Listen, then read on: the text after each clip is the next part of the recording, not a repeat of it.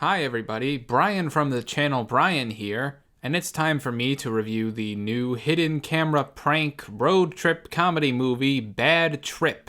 The comedian, writer, actor, producer Eric Andre stars alongside Lil Rel Howery. Bad Trip is the latest comedy to make use of real, unsuspecting people, subjecting them to various elaborate pranks and capturing their candid reactions. Andre, especially as the host of The Eric Andre Show, is a natural fit for a film like this, as his show derives humor from a similar place. Hey, can you help me kill myself?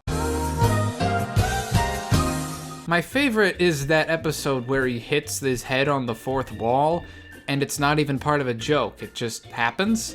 This particular hidden camera genre of comedy will likely forever be defined by Sacha Baron Cohen and Borat.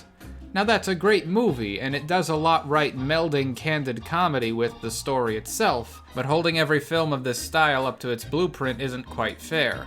Bad Trip is closer to Jackass. Cohen's improvisational humor goads people into doing half the work for him in creating the scenario itself, but Andre's is strictly about bystanders reacting to performers. Just watching the film, it's obvious the entire plot was drafted out beforehand. The reactions could be pretty much anything, and the story would be much the same. Because of this, the prank scenes are pretty separate from the story scenes and don't drive the plot forward that much. Sometimes pranks will be integrated into scenes where something plot relevant is already happening, but even in these instances, the people's reactions are still independent from whatever the story elements are.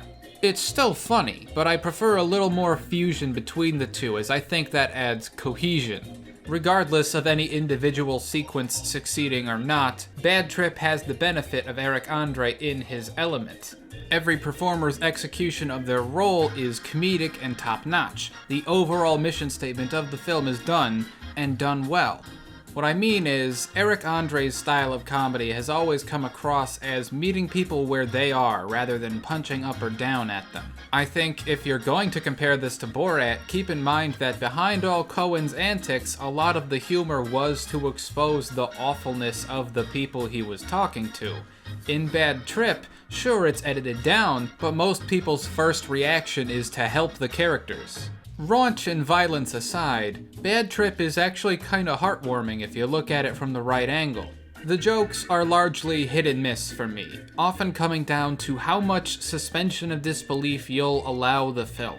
A candid comedy like Bad Trip is not only juggling the standards of reality within the film's world, but also the expectation that much of what you're seeing is real in real life. At least when it comes to the reactions from real people. That might not sound worth bringing up, but let me put it this way. There's one scene which involves a guy dressed up like a silverback gorilla, and it's an obvious disguise, but nobody observing seems to realize it was just a man in a suit. In that moment, I'm not thinking about any of the jokes taking place here. I'm thinking there probably were some people who did say something and they just edited around them. Kind of like the second Borat, where the editing's a little more intensive because they didn't get the reaction they were hoping for. It's little things like that that cause mixed levels of reality to encroach upon one another. Tiffany Haddish, who is excellent in the film, may I add, supposedly drives a stolen police car from Florida to New York City, one that is missing a driver's side door. And instead of being convinced enough this character actually drove that distance, I'm reminded the scenes where she's driving on the highway clearly were just filmed as those little bits, because the character would obviously get caught. The character does not feel in danger, and it's a missed opportunity to add another layer to her character's conviction. A prank scene involving a real police officer would be risky, but make for a legendary moment if they pulled it off. I know they're capable of really nailing that balance because there are times where they do. The scene where Andre and Howery trip out and goof off in a supermarket is not only hilarious and cleverly presented, but even though it's a wacky comedic set piece, it still feels completely plausible in the film's world and the real world. Bad Trip does not overstay its welcome at all. It is a brisk 86 minutes including credits. At that point, the question for me is, would I rather watch Bad Trip or an hour and a half of The Eric Andre Show? Probably the Eric Andre show, but this is still worth your time, especially if you're a fan of his. There are choice moments and reactions so bizarre that individually make this film worth your time. It's not terrific, but it's fun and uplifting enough to more than justify its own existence, especially given the short runtime. I'm thinking Bad Trip deserves a 6 out of 10, and that's gonna be that. So hey, did you like this film more than me? Less than me? Well, if you care to, please tell me. And as always, if you like not only words, but the way I arrange and then say them, please consider liking this video and subscribing to me, Brian from the channel Brian. Thank you, and goodbye.